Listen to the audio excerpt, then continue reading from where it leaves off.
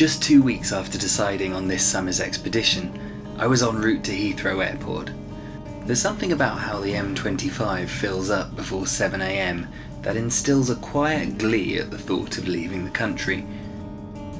Before I knew it, I was in the air, watching the English countryside roll by several thousand feet below, and then, after a quick nap, I woke to a great view of the Swedish coast across the water from Denmark.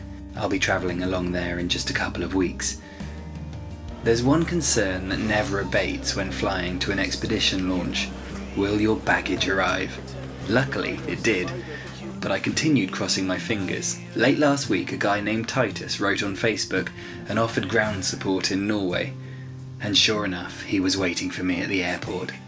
With a population of nearly 1 million, Oslo is the fastest growing city in Europe, but on our way past we spent a lot of time in tunnels that take commuters beneath the Oslo fjord, and had Titus not told me, I wouldn't have been aware of a city at all. We were en route to the home of Christian, the man in charge of Hobie Kayak Norway, which brings me to the plan. Good to meet you. You too.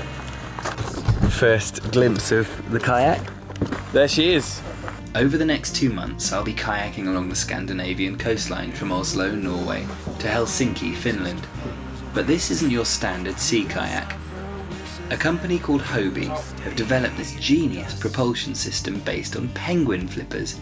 It's called the Mirage Drive, and I'll be pedalling, not paddling, for the 11th leg of Expedition 1000.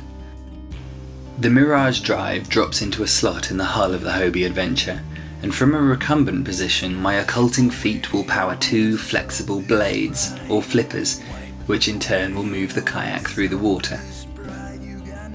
There's a drop-down rudder controlled by hand using a small lever, and a few different watertight hatches for gear storage. Suddenly things seemed more real. This impressively designed machine was to be my home and steed for the weeks to come, and I liked what I saw. Titus was to join me for the first day on the water, so we loaded up 2 kayaks and headed south along and occasionally under the Oslo fjord. It was 6 PM by the time we made it to his home, and with the expedition launch to take place in just 17 hours, the clock was ticking. There was one thing I needed to sort out before the journey started: some stickers for the kayak, and as luck would have it, Titus and his wife Vanya ran a business called Happy Lines, which, you won't believe it, revolved around creating inspirational stickers.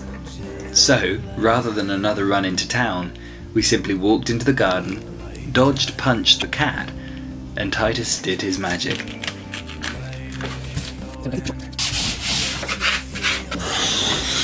Say yes more.